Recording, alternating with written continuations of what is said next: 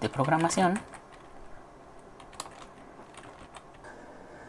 En esta sesión solamente van a ser los tipos de lenguajes de programación.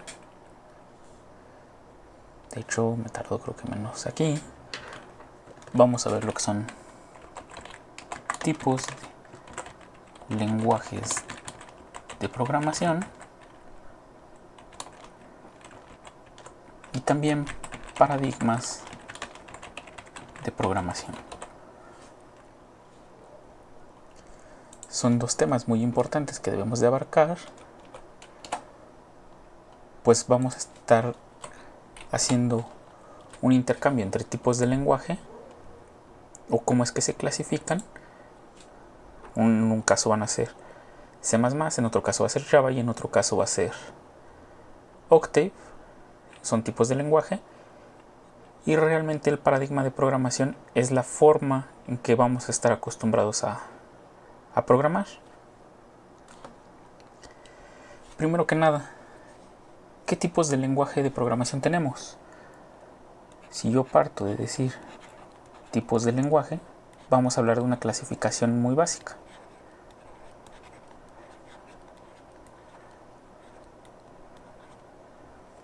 Realmente aquí solo vamos a tener dos tipos: compilados y no compilados. Pero estos, más que decir no compilados, lo que decimos son interpretados. Al final todo lenguaje se compila. Todo lenguaje tiene que compilarse, tiene que llevarse al lenguaje máquina. Pero los que en este caso le puse no compilados, realmente se los conoce interpretados porque realizan la ejecución en tiempo real. Nosotros damos una instrucción y en automático lee, interpreta lo que está leyendo, lo compila y ya lo ejecuta. Es algo bastante tardado, pero a veces es muy útil, y sobre todo en estos días donde las máquinas tienen un mayor poder de procesamiento, no es tan tardado como anteriormente pasaba. Entonces, ¿realmente qué vamos a entender por compilado de un lenguaje?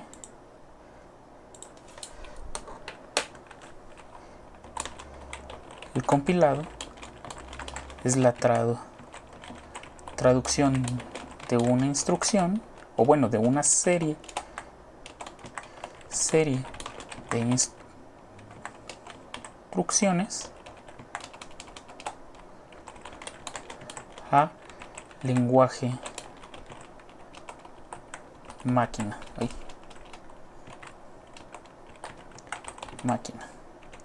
Recuerden que el lenguaje máquina, lo único que nosotros tenemos es que aquí solo se puede comunicar con ceros y unos, lo cual sería para nosotros algo bastante complicado.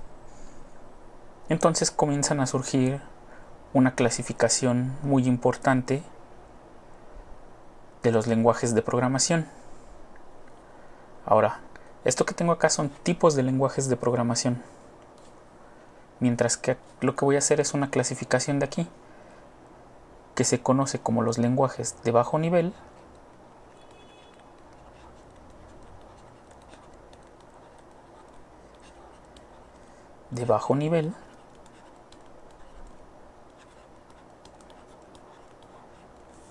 y los lenguajes de alto nivel. Algunos consideran que aquí existe la clasificación de medio nivel, que es un híbrido entre los dos. ¿Por qué un híbrido? Porque va a poder utilizar instrucciones que solo se hacen en bajo nivel, y a la vez nosotros vamos a tener la facilidad de escribir instrucciones en nuestro lenguaje, y por eso se le considera de alto nivel. ¿Y esta clasificación realmente cómo está dada? Pues dicho de otra forma,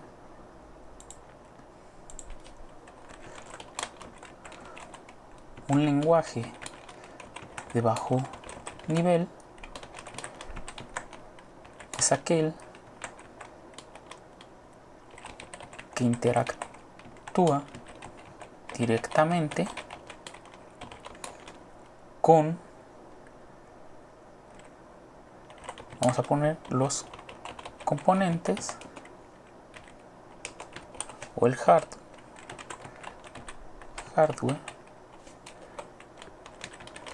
de una máquina, bueno, de una computadora. Ahora, todos los lenguajes nos permiten interactuar con el hardware, todos, absolutamente todos, de alguna u otra manera. Lo que estoy tratando de decir aquí es que nos reducimos tanto a las instrucciones son tan parecidas al lenguaje máquina que se puede volver un poco complicado y puede variar de componente a componente. Por ejemplo, nosotros conocemos que en computación hay dos importantes compañías de procesamiento, de procesadores para ordenador, para computadoras personales como tal. Sabemos que existe AMD y sabemos que existe Intel. Existen muchas otras, por ejemplo está IBM, están los propios procesadores para teléfonos móviles como Huawei con su procesador Kirin. Está, bueno, Apple ya no es fabricante como tal, me parece, creo que su acuerdo con Intel ya no está. Apple también los llega a fabricar. Realmente hay muchas compañías que diseñan microprocesadores, pero para uso en una computadora personal como tal tenemos estas dos grandes marcas que son AMD e Intel. Bajarnos un lenguaje de programación de bajo nivel es prácticamente dar instrucciones muy similares al lenguaje máquina. Es una serie de instrucciones muy cercanas al lenguaje máquina.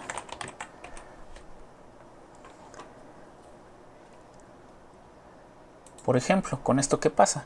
Que si yo realizo una instrucción para que AMD, por ejemplo, un procesador de AMD me lo llevara a un lenguaje de bajo nivel, hago una instrucción A más B, por ejemplo, al momento de yo querer llevarla a uno de Intel, puede que no funcione. Puede que ya no sirva tal cual mi instrucción aquí. Y no se tenga que usar otra instrucción aquí. Por ejemplo, este símbolo me representaría otra instrucción que ya interpreta un procesador Intel. Esa es una desventaja de los lenguajes de bajo nivel. Me tengo que ir a instrucciones tan específicas del hardware que al momento de desplazarme a otro tipo de hardware, las instrucciones pueden que ya no funcionen. Entonces, ¿qué ventajas tendría irme a un lenguaje máquina? Pues bien, si yo estoy trabajando para una compañía, por ejemplo, de electrodomésticos que se encarga de procesar las tarjetas madre de cualquier aparato, por ejemplo un horno de microondas, me conviene crear instrucciones específicas para esa tarjeta madre porque van a ser más óptimas y no va a perder el tiempo en tratar de traducirlas o en tratar de realizar funciones un poco más complicadas. Yo simplemente las puedo programar directamente y le doy más eficiencia para que las personas solo lleguen, toquen una serie de botones y haga lo que queremos en el microondas. ¿Qué otra ventaja me ofrecen? Al ser esto que aquí, decir que interactúa directamente con el hardware de una computadora, quiere decir que yo puedo acceder directamente a los canales, bueno, al almacenamiento, a la memoria RAM. Recuerden que les mencioné que las variables y todo eso siempre se almacenan aquí en memoria RAM. Puedo acceder directamente a cada uno de estos elementos. Sea cual sea, yo voy a poder acceder a ellos sin ningún problema. Esta es la ventaja que nos da el trabajar con lenguajes de bajo nivel, poder interactuar de manera eficiente y directa con los componentes de la computadora, con la memoria, con el disco duro, con el procesador. Instrucciones específicas de AMD me podrían ser muy útiles, podrían darme un mejor rendimiento. Por ejemplo, podría dar instrucciones a las tarjetas de video, a las actuales, que por ejemplo sabemos que existen de Nvidia y también de AMD, las Radeon me parece que se llaman. Estas tarjetas puedo programar directamente con ellas y hacer operaciones que me sirvan a mí, como operaciones de punto flotante.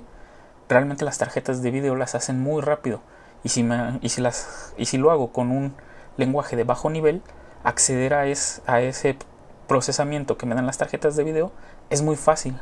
Bueno, no es muy complicado al momento, o sea, tendría que estar muy acostumbrado a este lenguaje, pero es muy eficiente, mejor dicho, es más eficiente que estarlo yo haciendo con otros lenguajes externos, que tienen que primero interpretar las instrucciones, luego esperar una comunicación y luego interpretar la respuesta que me da la tarjeta. Entonces esta es una gran ventaja, el poder interactuar con cada componente de manera directa. ¿Qué lenguajes vamos a encontrar aquí? Pues ya les había mencionado que el lenguaje máquina realmente ya hasta ahorita yo no recuerdo en la época actual alguien que se dedique a hacer esto. Por competencias, sí, hay competencias en las que te incitan a que realices ciertos ejercicios, ciertas tareas a este nivel. Pero ya de manera industrial, la verdad es que no recuerdo alguien que llegue a tan bajo nivel para programar. El otro lenguaje es el ensamblador. El lenguaje ensamblador son una serie de instrucciones, aunque sí son palabras, es un poco complicado porque las instrucciones son una combinación de letras y números que convierten el binario, lo convierten por ejemplo a hexadecimal para indicar el hardware o la instrucción que queremos. Hay algunos ensambladores, porque eso también, el ensamblador no es único. Por ejemplo, el lenguaje de C, todas las instrucciones que hagamos, cualquiera de persona que trabaje en C va a entender las instrucciones. En ensamblador no, existe un ensamblador para cada hardware.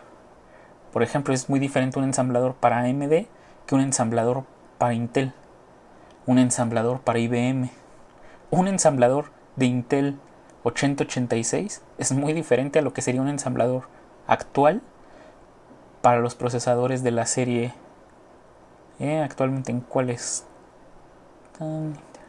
La serie I. Serían muy diferentes. Los 8086 incluso están especificados para trabajar con arquitecturas de 32 bits. Recuerden que ya les había mencionado que son, a diferencia de los de la serie I, que pueden trabajar con arquitecturas de 32 bits, pero están mejor optimizados para trabajar en 64 bits y en multiprocesos, cosa que los 8086 no podían. Entonces ese dato histórico es importante.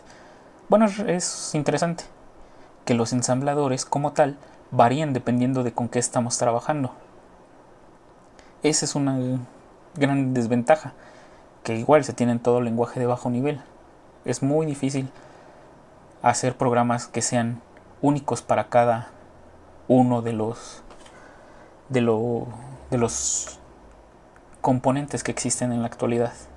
Anteriormente, lo más que se podía hacer era crear un ensamblador, vamos a decir, relativamente universal para lo que queríamos, para varios componentes, pero la desventaja es que se habían creado varios compiladores de ese ensamblador para realmente traducirlos a los respectivos ensambladores. O sea, era un proceso de más. Creábamos un ensamblador universal, luego se habían creado los diferentes traductores a los ensambladores respectivos, y había que pasar doblemente el proceso de ensamblaje, se le llamaba, que es un equivalente al compilado, a la compilación, para poder traducir esos programas. No suena tan óptimo, pero en aquella época sí lo era, porque en lugar de estar haciendo el mismo programa 34 veces, mejor hice solamente 34 programas que podía ocupar una y otra vez. Por eso vieron que como eso era más eficiente, comenzaron, y aquí voy a poner en rojo, a crearse los lenguajes que se conocen como de alto nivel. Pero aquí, en lenguajes de bajo nivel, hay un lenguaje que no muchos lo consideran aquí, y es el que les dije que es óptimo: C, y ya mucho después, bueno, unos años después, C++. Estos lenguajes, algunos no los consideran de bajo nivel porque ya las instrucciones son más parecidas a las palabras humanas. Ya podemos declarar tipos de datos, ya podemos declarar instrucciones específicas con palabras, pero, bueno, por ejemplo, en mi caso sí me agrada clasificarlos aquí en lenguajes de bajo nivel, porque con estos sí puedo acceder, por ejemplo, a la memoria.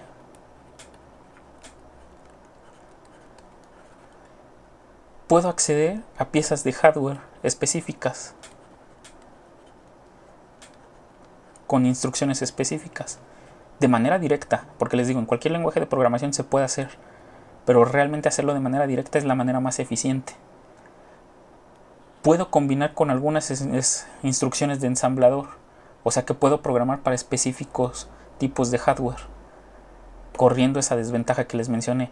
Pasarme a otra configuración ya podría ser más complicado, pero en C puede llegar a pasar. A pesar de que puedo hacer programas universales, también me puedo encontrar con la desventaja de que si yo uso una instrucción específica para un procesador o para algún componente, puede que en otro ya no funcione. De hecho, en la época actual todavía se ve justamente ese problema, sobre todo de algo cotidiano en los videojuegos. Los videojuegos, cuando se programan, hay algunos que llegan a utilizar todavía C y C++ directamente para poder optimizar, pero el detalle es que cuando se trabajan para desarrollar videojuegos específicos para computadoras, la cantidad de configuraciones que hay a nivel mundial es bastante grande. Entonces, por eso llegan a haber muchos errores en aquellos que están diseñados para computadoras si no se tiene ese cuidado, porque hay instrucciones que se utilizaron para optimizar en un hardware que después ya no llegan a funcionar en otro. Por eso es bastante complicado el estar creando videojuegos como tal para computadora, porque tienen esta desventaja. Por eso los clasifico mucho en lenguajes de bajo nivel, sobre todo por esto de aquí. Aún podemos acceder a las direcciones de memoria de manera directa. ¿Con qué? Con los apuntadores. Los vamos a ver más adelante. Y entonces, cuando se dieron cuenta que en el ensamblador era más fácil crear 34 programas diferentes que compilaran, que interpretaran las instrucciones de un lenguaje universal, pues se dieron cuenta que podían optimizarlo más. Y pasamos a los lenguajes de alto nivel. De alto nivel. Estos lenguajes de programación realmente son lenguajes cuyas instrucciones han sido abstraídas, pues abstraídas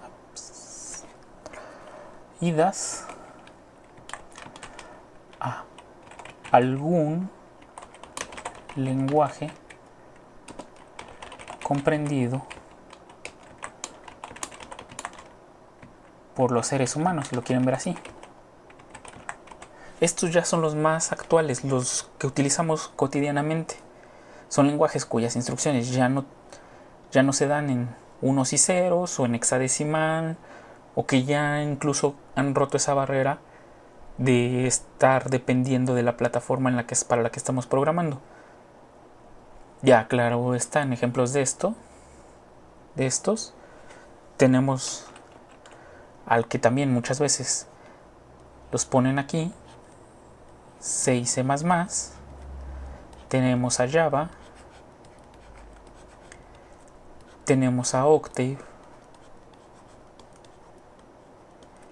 tenemos Python,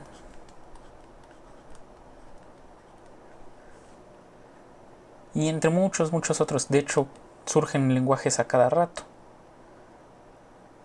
algunos de ellos basados, por ejemplo, en Java, otros basados en C, y que tratan de abstraer instrucciones a palabras que nosotros conocemos, muy simples y se vuelve más fácil entenderlos para nosotros.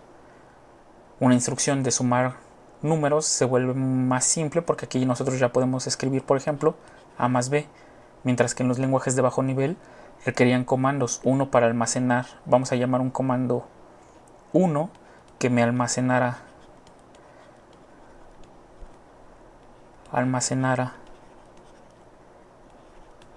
al A, un segundo comando que me almacenara al B,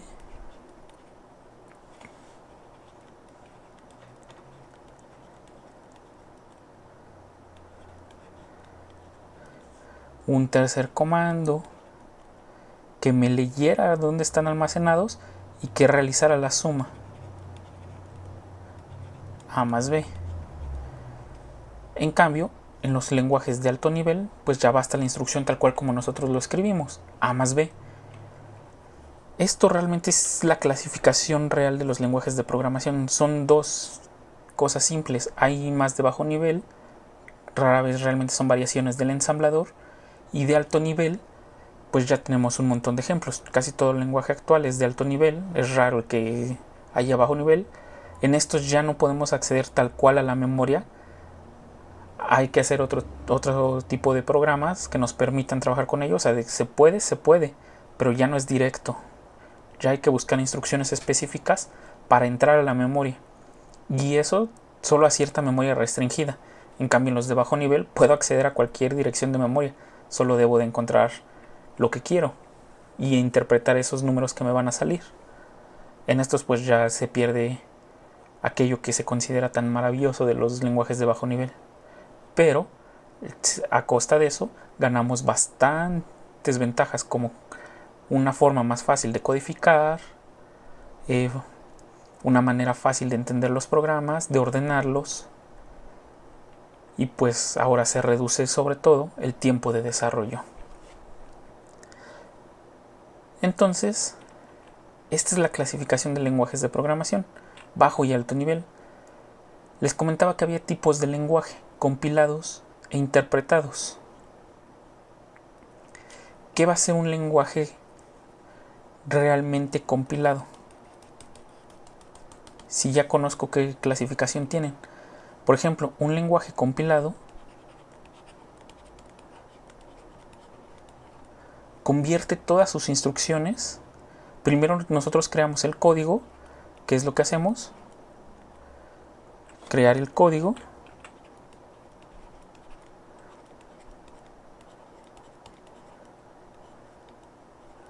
y luego lo compilamos o lo traducimos al lenguaje máquina.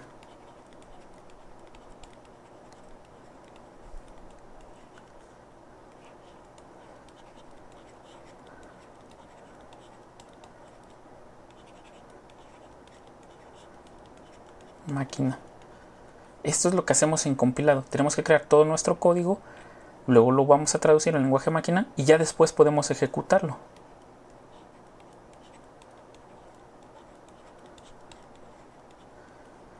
¿Qué ventajas tiene Que cada vez que lo ejecutemos no hay que estarlo transcribiendo porque ya lo vamos a tener en lenguaje máquina. En cambio, en los interpretados,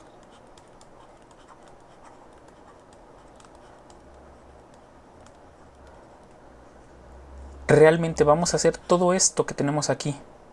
La diferencia es que en lugar de crear todo un código, lo voy a escribir para que se entienda.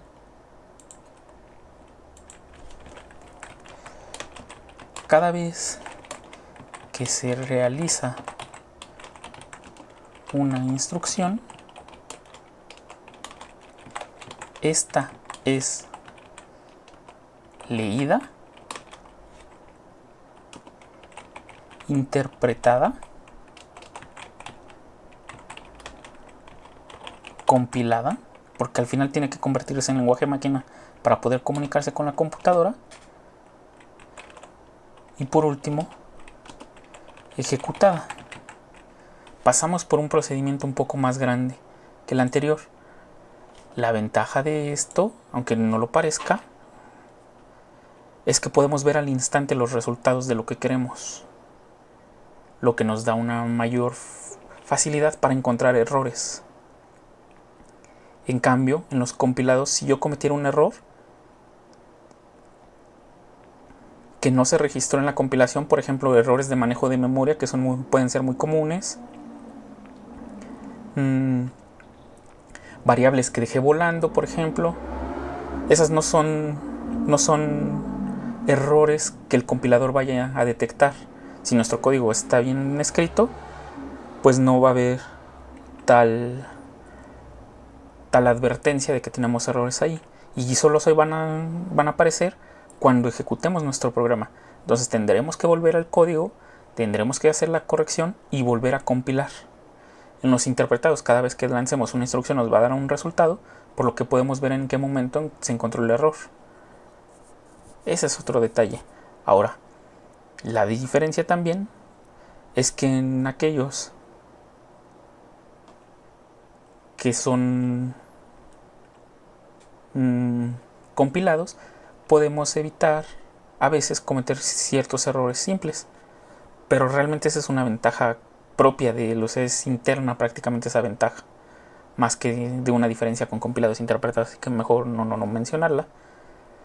O sea que el hecho de que al momento de hacer la compilación pueden salirme los posibles errores, pero si acá en los interpretados también hago una compilación, también los voy a encontrar, así que realmente no, siempre lo pensé como una ventaja, pero realmente no lo es como tal. Es una ventaja propiamente interna de un lenguaje compilado, pero no hace diferencia entre compilados e interpretados. Entonces estas son las principales diferencias. ¿Qué lenguajes se pueden considerar compilados e interpretados? Pues ya vimos algunos. Ejemplos de compilados: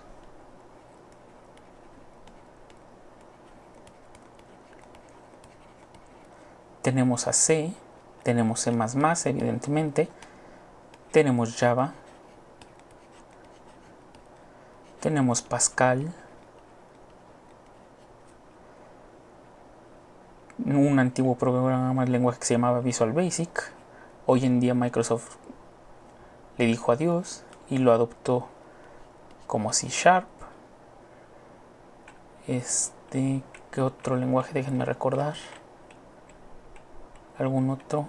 Bueno, hay uno que justamente me gusta mucho, que es Julia, pero este es prácticamente un híbrido entre compilado e interpretado. Es compilado, pero tiene una forma de hacer que se vuelva interpretado. Y ejemplos de interpretados: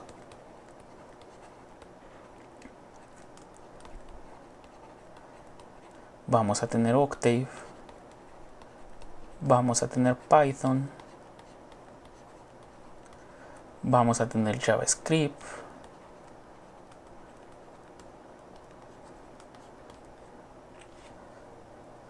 vamos a tener Ruby,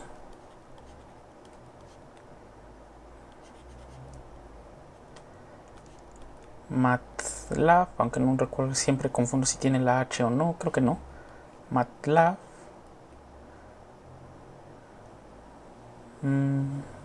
de hecho de este lado Fortran es otro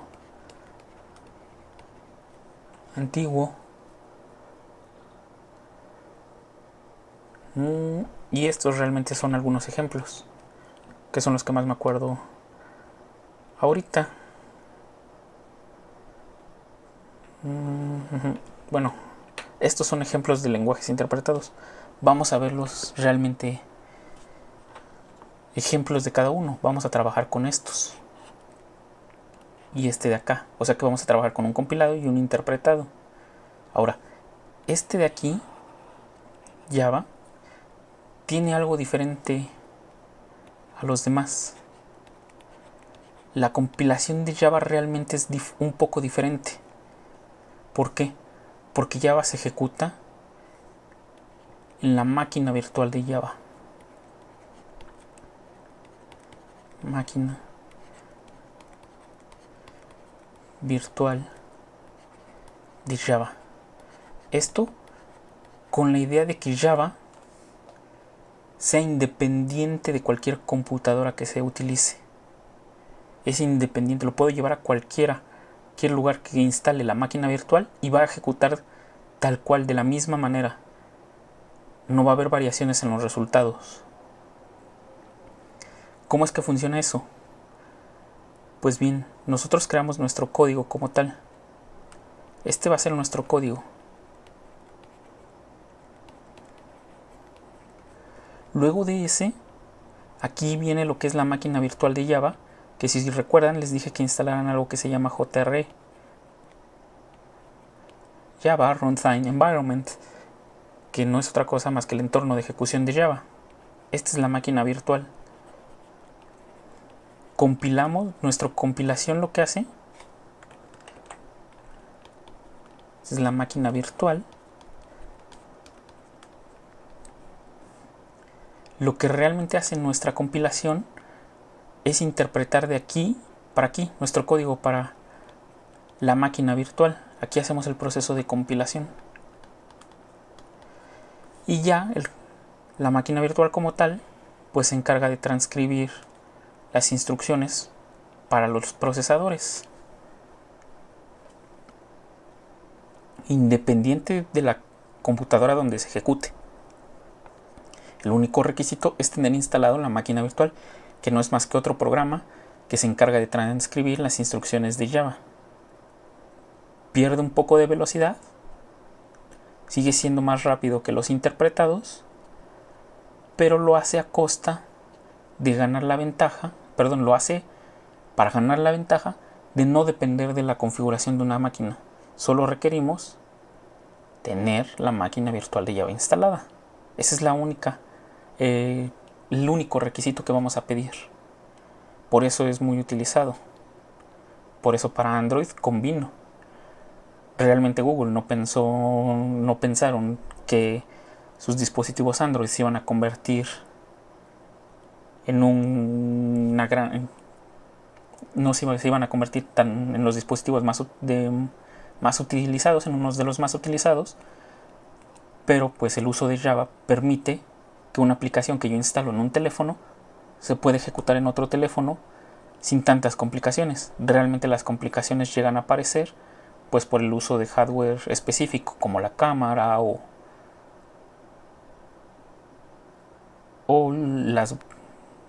los dispositivos de salida como bocinas y todo eso. Por eso es que llegan a fallar las aplicaciones de Android entre un teléfono y otro, porque hacen uso de hardware específico. Pero realmente como tal la aplicación sí funciona sobre cualquier dispositivo gracias a que tiene la máquina virtual. Ya que las instrucciones sean independientes para usos de cámara y todo eso, pues sí ya lo complica un poco más. Pero incluso yo puedo ejecutar una aplicación de Android en alguna computadora de escritorio. Solo tengo que hacer la configuración adecuada de la máquina virtual y ya se va a poder correr sin realmente tanto problema. Más que el único realmente complicado de corregir es la interfaz, pero pues eso se corrige de manera simple. Entonces, esto realmente son los tipos de lenguajes de programación que tenemos.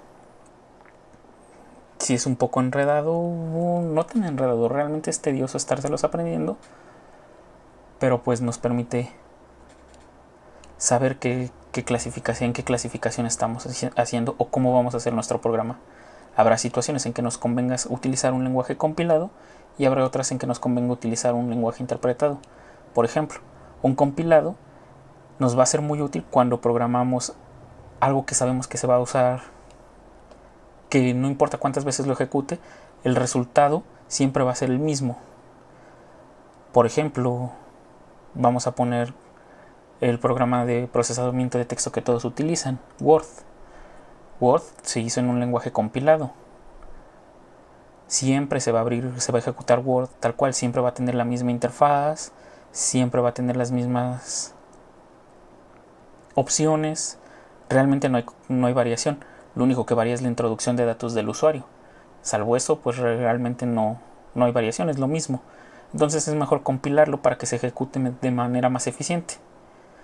Ejemplos donde nos conviene utilizar lenguajes interpretados es en el caso de las situaciones que tenemos en matemáticas.